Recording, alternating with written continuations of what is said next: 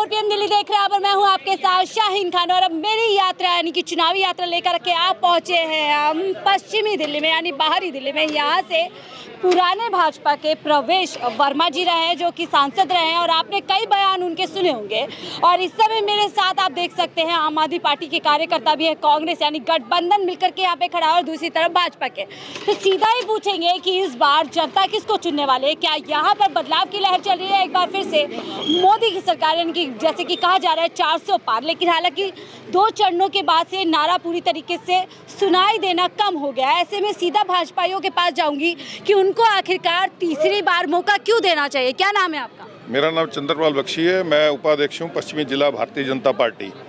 Bharatiya Janata party ये seat भरपूर margin से यहाँ जीतने जा रही है और हो सकता है पिछला रिकॉर्ड भी हम इसको तोड़ दें। हम अपने काम के ऊपर आधार पे वोट मांग रहे हैं। भारतीय जनता पार्टी की पिछले 10 साल से मोदी जी के नेतृत्व में सरकार है।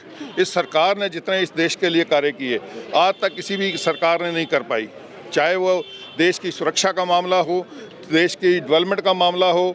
आप विकास कार्य के ऊपर देखें, देश के अंदर जितने आज रोड्स बन गई और जितनी गति से रोड बन रही है थोड़ा देश से ठीक है। देश का देखिए, देश का चुनाव होता है और इसमें जो है क्षेत्रीय नेतृत्व है वो चुना जाता है। तो थोड़ा क्षेत्र पे आ जाते हैं। कितना काम किया प्रवेश वर्मा जी? प्रवेश वर्मा जी ने आज तक जितने भी एमपी हमारे क्षेत्र में रहे उनसे अधिक काम किया। इससे पूर्व जो एमपी थे महाबल मिश्रा जी, उनका एक भी काम ये गिना दें। मैं UER बाद में आएंगे, पहले प्रवेश वर्मा जी के काम गिनवाएं। UER 2 ये आपके सामने ही है कि प्रवेश वर्मा जी ने पूरी मीडिया के अंदर ये चर्चा रही कि हमारे पश्चिमी जिला के सांसद प्रवेश वर्मा जी ने किया।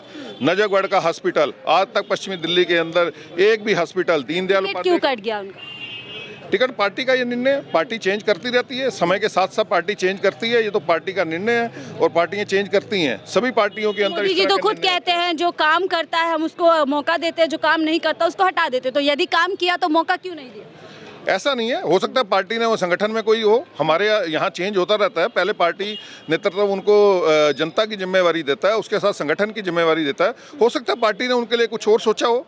ऐसा नहीं है कि वो इस कारण उनकी पार्टी टिकट कटी है। यहाँ पर जो वोट मांगे जा रहे हैं मोदी जी के नाम पर मांगे जा रहे हैं या क्षेत्रीय काम के नाम पर मांगे? दोनों नामों पे, मोदी जी के नाम पे भी और क्षेत्रीय कामों के आधार पर भी। आप नजफगढ़ के अंदर आज वहाँ जाके आप पता करें, वहाँ की जनता इतनी खुश है, उनको दीनदयाल उपाध्याय हॉस्पिटल तक आना पड़ता था। यहाँ 25-30 आपके क्षेत्र की जनता, हमारे क्षेत्र की जनता भी खुश है। प्रवेश वर्मा जी इस क्षेत्र के साथ लगातार काम करते रहे हैं। लोगों से जुड़ लेते हैं, यहाँ पे उनसे पूछ लेते हैं। क्या कहेंगे सर, क्या नाम है आपका? मेरा नाम सुभाष यादव, पूर्व निगम पार्षद हूँ। बोलिए मैडम, क्या पूछ रहे थे? क्या माहौल है आपके क्षेत्र में? हमारे क्षेत्र में बहुत बढ़िया माहौल है। इंडिया गठबंधन जीत रहा है और जिसके उम्मीदवार महाबल मिश्रा जी हैं। 10 साल से लोगों के बीच रहे हैं और जब 5 साल वो MP थे तो बहुत हमें भी बजट दिया। मैं निगम पार्षद था। आप किसी भी पार्क में, किसी भी उसमें झूले, छतरियाँ, सड़कें, बहुत काम कराया। नजफगढ़ उन्होंने चौधरी ब्रह्म प्रकाश हॉस्पिटल बनवाया, मेट्रो नजफगढ़ तक लगे। तो प्रवेश वर्मा जी ने कितना काम किया? प्रवेश वर्मा जी का काम क्या? हमें प्रवेश वर्मा जी का कोई एक भी काम, जैसे मेरा भाई बता रहे कि हमने बहुत किया, हमें एक भी कहीं पत्थर लगाया दिखा दो। 10 साल से तो आए नहीं। हम राजनीति में 10 साल से आए नहीं, हमने तो नहीं देखा 10 साल में। वो घर से ही नहीं निकलते अपने। उन्होंने नई दिल्ली से यहाँ रास्ता ही नहीं देखा, उनको पता ही नहीं होगा। उनको यही नहीं पता रजौरी विधानसभा कहाँ है, तिलक नगर कहाँ है, वो हमने तो आज तक नहीं देखा। ये कह रहे बहुत, अगर इतना काम करा होता तो मनोज तिवारी को टिकट दिया, उसको भी देते ना। उसको 6 टिकट क्यों काटी? कि पार्टी में शायद दूसरा काम देंगे उनको। नहीं, कौन सा काम देंगे? संगठन में काम दे तो दिया। भाजपा वाले कह रहे हैं शायद पद उनका बढ़ने वाला। नहीं, कोई पद नहीं बढ़ रहा। टिकट से बढ़ के कोई पद नहीं होता, MP से बढ़ के कोई पद नहीं होता। जिस आदमी की टिकट कटती है तो कोई ना कोई कारण होता है। पार्टी का इसलिए दिए कि वो ना तो क्षेत्र में सक्रिय रहे, ना लोगों से मिले, इसलिए ना कोई काम करा, इसलिए उसकी टिकट कटी है। और इस बार अगर वो लड़ते भी ना तो जनता दिखा देती कि हम वोट किसको देते हैं और कैसा मजा दिखाते हैं। जो आदमी हमारा काम नहीं करता, जो आदमी हमसे मिलता नहीं, उसको जनता उसको भी वोट नहीं देगी। हाँ जी, देखिए, इन्होंने कहा कि प्रवेश जी ने काम नहीं किया। आज MCD में आम आदमी पार्टी सरकार है, लेकिन हर पार्क के अंदर प्रवेश वर्मा जी ने बेंच बिछाए हुए हैं। आप बताएं वो क्यों है? एमसीडी में इनकी सरकार है, जिम जितने देख लें उनके सबके उद्घाटन आप उस पर चेक कर लें, वो सारे प्रवेश वर्मा कह रहे हैं सारे काम प्रवेश जी ने किया एमसीडी वाले। एमसीडी के पार्कों में एमसीडी कराएगी क्या? संसद कराएगा, एमपी कराएगा? सुनो, बेंच लगाने का काम निगम परिषद का होता है। हमारे 10 साल से निगम परिषद, पहले किरण चड्डा थी, अब सुनील चड्डा है, उन्होंने काम किया। 5 साल 12 से लेकर 17 साल तक मैंने किया। पुल छोड़े हुए, पुल उन्होंने एमपी ने बनवाए, इतने काम किए, इतना बजट मेरे को 5 करोड़ रुपए इस वार्ड में दिया था टकोर ठीक गार्डन। है, इस वापिस आती हूँ। क्या लग रहा है इस बार 400 पार का नारा दिल्ली में लग रहा है बन पाएगा? कुछ माहौल नजर आ रहा है? नहीं, बिल्कुल 7 सीटें आ रही है दिल्ली के अंदर। 7 सीटें? हाँ, मैं बता रहा हूँ आपको, जैसे अभी हाई हाई कॉन्फिडेंस नहीं है कि मैं लोगों के बीच में जा रही हूँ, जगह जगह बीच में जा रही हूँ, जनता परेशान है, महंगाई से, बेरोजगारी से, गरीबी से। क्या इन 10 सालों में तीनों मुद्दों पर बात की प्रधानमंत्री मोदी? बिल्कुल की है ना। कब की थी बताइए मुझे, कौन सी डेट पे? सब आपने 3 बातें बोली। कौन सी बातें बोली आपने? पहली महंगाई, बेरोजगारी और गरीबी। महंगाई, बेरोजगारी और गरीबी। अगर आपने देखा होगा, सबसे पहले लेते हैं महंगाई के अंदर, इन्फ्लेशन के अंदर। जो इन्फ्लेशन है आज किस लेवल पे पता है आपको? आज जो इन्फ्लेशन है वो कांग्रेस की सरकार से भी नीचे के लेवल पे है। किसने कहा आपको? मैं कह रहा हूँ ना आपको, आप देखिए ना, सर्च मार के देखिए आप। अच्छा, दूसरी बात आपने बोला बेरोजगारी, कितने स्टार्टअप हुए हैं मालूम है आपको? More than 10 lakh startups Modi ji ने दिए हैं युवाओं को रोजगार देने के लिए। आपने बोला गरीबी, आपको पता है कि आज देश में प्रति व्यक्ति आय कितनी बढ़ चुकी है? जो गरीबी रेखा से जो लोग रहते थे, बिलो पॉवर्टी लाइन, बीपीएल जिसे बोलते थे हम, वो कितना नीचे लेवल आ चुका है। आपको पता है हंगर स्ट्राइक पे हमारा देश कहाँ पे? 125 देशों के बीच। हंगर स्ट्राइक मुझे मालूम है। बताइए। आप ये कहना चाहेंगे कि वो पाकिस्तान से भी नीचे है? नहीं, आप नंबर बताइए। हमारा जो देश है वो लगभग 102 पायदान के ऊपर है। 107वें पायदान पे हमारा देश आता है। दोनों देशों से जिनकी बात हम लगातार करते हैं, हमारे पास कुछ भी दिखाने के लिए तो होता है, हम पाकिस्तान से तुलना करते हैं। आज वो देश हमसे आगे हो जाता है, हम उससे भी पीछे हो जाते हैं। आप ये कह रहे हैं कि आप उस तुलना में जा रहे हैं। आपने बात की अभी बेरोजगारी की बात। देश का ILO का डाटा आता है, जो कि इंटरनेशनल लेबर ऑर्गेनाइजेशन है। देश के अंदर 87% बेरोजगार लोग हैं। किसने कहा ये डेटा आया है। कहाँ से डेटा है? एक मिनट, डेटा कहाँ से आया? International labour organisation. ये जो इंटरनेशनल लेबर ऑर्गेनाइजेशन, क्या ये एक डेटा को नकार रहे हैं? नहीं, देखिए क्या, नहीं, एक मिनट, क्या डेटा में इंडिया की पावर आज कौन से नंबर पे है? उसी डेटा के हिसाब से, उसी डेटा के हिसाब से इंडिया की पावर आज कहाँ है? बेरोजगारी दर बढ़ी है, महंगाई दर कम हुई है, कांग्रेस के समय पे ज्यादा थी। आप पूछिए ना, इनका रुपया कहाँ है? 55 रुपए से 83 रुपए पहुंच गया है। डॉलर कहाँ है? बढ़ा हमारा डॉलर? डॉलर बढ़ा है, बस जवाब बताइए। देखिए, अगर डॉलर बढ़ा है, पीएम मोदी खुद डॉलर के लिए कहते थे। एक मिनट बात सुनिए मेरी, मैं वही कह रहा हूँ ना, डॉलर बढ़ा है। 1990 के अंदर जब देश में चंद्रशेखर साल में बताइए। नहीं, अब मैं आपको बता रहा हूँ ना, आपके उसके लिए पहले थोड़ा जाना पड़ेगा पीछे भूतकाल के अंदर।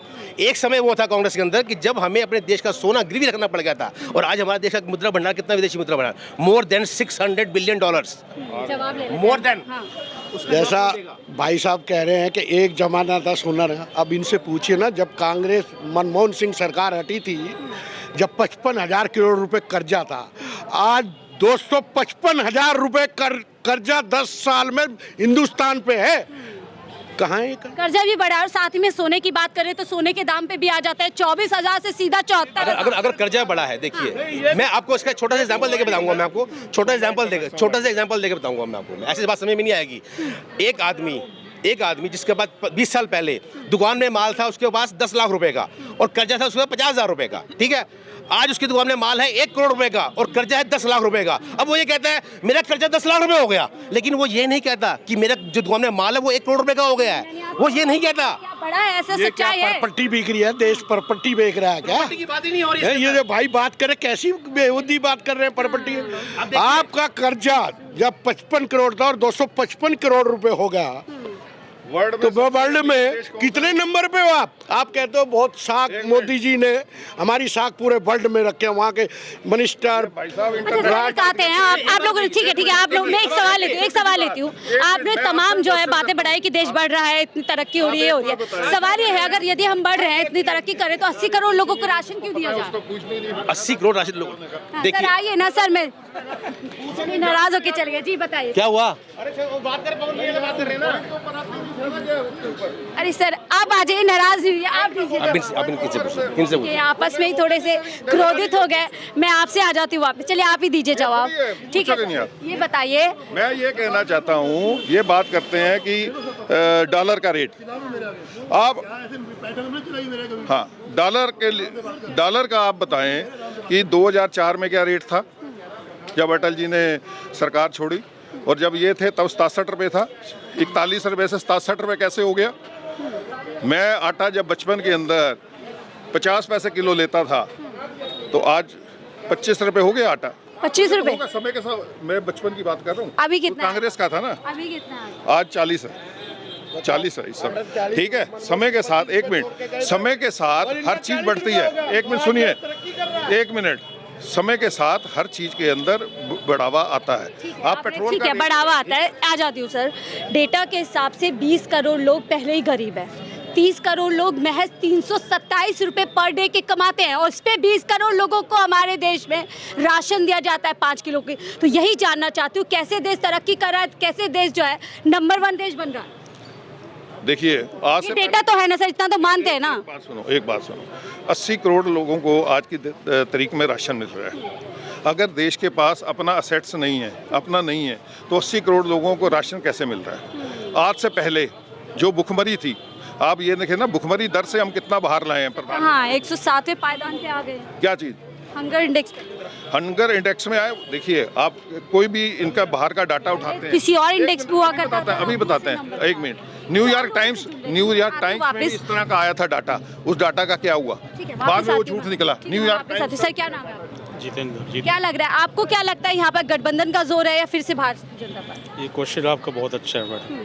अभी तक मैं काफ़ी देर से देख रहा था कि आप जो है यहाँ के जो हमारे क्षेत्रीय बीजेपी के जो समर्थक हैं या बीजेपी के जो लीडर्स हैं, ये अभी तक जो इंटरनेशनल लेवल की बात कर रहे थे। ये आपका क्वेश्चन बहुत अच्छा। मैं तो देश की बात करी लगातार उनसे, मैं पूछी थी, क्षेत्र बताइए की बात कर रहा हूँ।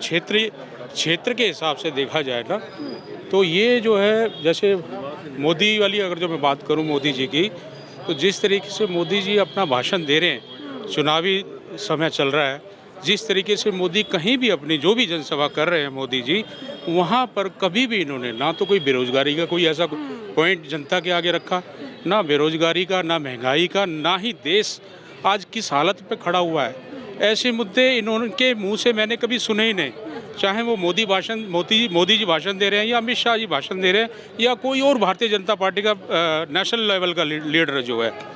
अगर अब आते हैं हम घूम फिर के अपने क्षेत्र में, यानी कि पश्चिमी दिल्ली लोकसभा क्षेत्र से, यहाँ की हम बात करें तो ऐसा है कि कहते हैं कि प्रत्यक्ष को प्रमाण की ज़रूरत नहीं होती, और जो करनी है वो उसको जो सच करती है वो करती है। ठीक है जी।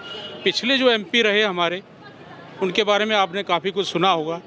बीजेपी के जो समर्थक हैं, बीजेपी के जो लीडर, इन्होंने वाहवाही के उनकी जो उनको कहना चाहिए था, क्योंकि वो बीजेपी के लीडर हैं। हम जो कहते हैं कि पिछले अगर जो रिकॉर्ड उठाया जाए 10 साल का, जो यहाँ पे पिछले एमपी रहे, उनके कार्यकाल में ना तो यहाँ पे कोई विकास हुआ, ना ऐसा कोई काम हुआ कि जिससे कि शायद, मैंने अभी कहा कि प्रत्यक्ष को भाजपा प्रमाण, वाले तो गायब ही हो गए यहाँ से। मैंने इसलिए कहा कि प्रत्यक्ष को प्रमाण की जरूरत नहीं होती है।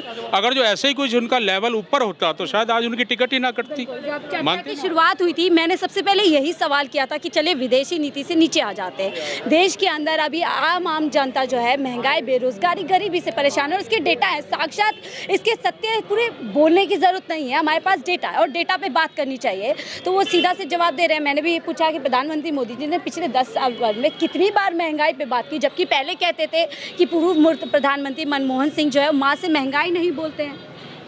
अब ये कहते थे 2014 में पूछते थे। मैं पूछना चाहता हूँ मनमोहन सिंह से, हमारे प्रधानमंत्री पूछते थे ये महंगाई कैसे बढ़ रही है, सिलेंडर कैसे बढ़ रहा है, पेट्रोल कैसे महंगा हो रहा है, डीजल कैसे महंगा है। और ये भी कहते थे भाइयों बहनों, जब वोट डालने जाए तो अपना एक बार सिलेंडर की तरफ देख लेना, ये क्यों महंगा हो रहा है। आज वो बातें कहाँ गई? विकास की कोई बातें अपने भाषण में नहीं करते, ऐरी गहरी नत्थी खैरी बातें करते हैं। कभी पाकिस्तान को ले आते हैं, कभी कुछ ले आते हैं, कभी कुछ ले आते हैं। कोई विकास की बात नहीं, कोई बेरोजगार की क्या बात। वजह है कि जो शुरू से विकास की बात करते थे, 24 आते आते हिंदू मुसलमान, मंगलसूत्र, मछली, मांस यहाँ पर घूमते जा रहे हैं? क्या करेगा आदमी? जब कुछ किया ही नहीं तो मंगलसूत्र मछली मांस पे आ गए ना। कहने के लिए कुछ नहीं है, इतना बड़ा प्रधानमंत्री और उसको ये शोभा देता है मांस मछली पे, मंगलसूत्र पे। बताओ, किसी प्रधानमंत्री ने आज तक भाषण दिया है, जितने भी प्रधानमंत्री ने कभी किसी कहा सुरक्षा की इन्होंने महिलाओं की? काला धन आ गया, 15-15 लाख रुपए खाते में आएंगे, आ गया जी किसी के पास।